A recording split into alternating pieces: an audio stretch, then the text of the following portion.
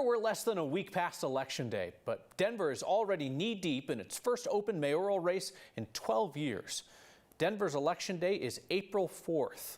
Be here before you know it. The latest candidate to get into that race is Democratic State Senator Sen Hansen. He spoke exclusively with politics guy Marshall Zellinger before the news became public today.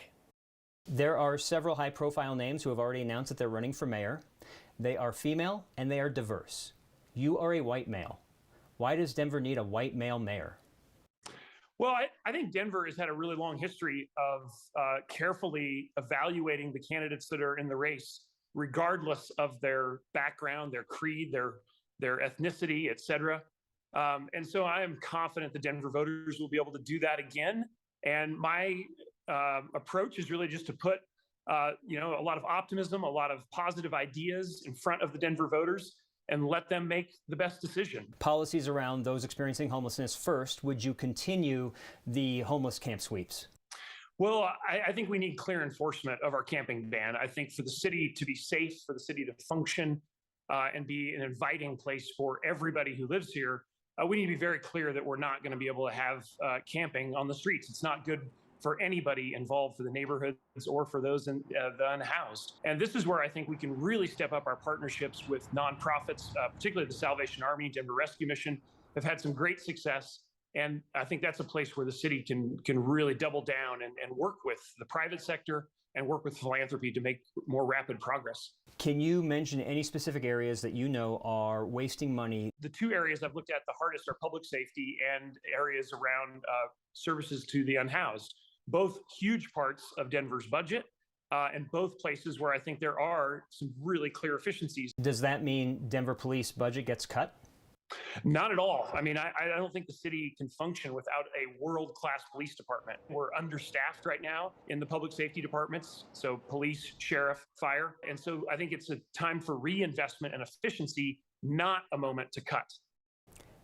Hansen still has 2 years left in his term as state senator representing Central and East Denver. He told me he does not see any inherent conflict in accepting contributions from mayor while still making decisions at the state capitol. But he would be careful to make sure there are no direct conflicts. You can see our unedited interview on the next YouTube channel.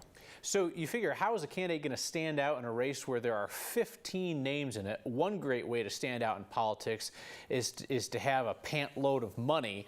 But Hansen and most of the other prominent candidates in the race are all voluntarily limiting how much they can accept from people. Yeah, under the new Fair Elections Fund that the city of Denver is using city funds to match certain donations.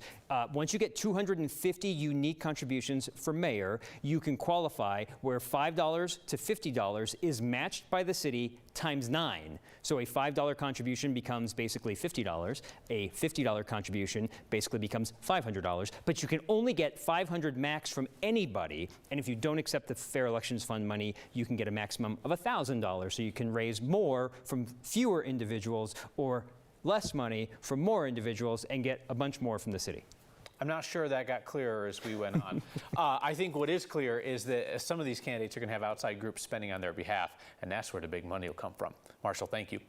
So Hansen's the 15th candidate in the Denver mayor's race, probably not the last. Some well-known names already in the race include Democratic State Rep Leslie Herod, former Denver Metro Chamber CEO Kelly Brough, and City Councilwoman Debbie Ortega. The race also includes some community leaders like 2019 mayoral candidate Dr. Lisa Calderon, civil rights activist Terrence Roberts, and environmental activist Ian Tafoya. Former State Senator Penfield Tate, who ran back in 2019, told me a few weeks ago he was still looking at the mayor's race, also looking at the city council at large race. And former police chief Paul Pazin has been on conservative talk radio flirting with a run for mayor.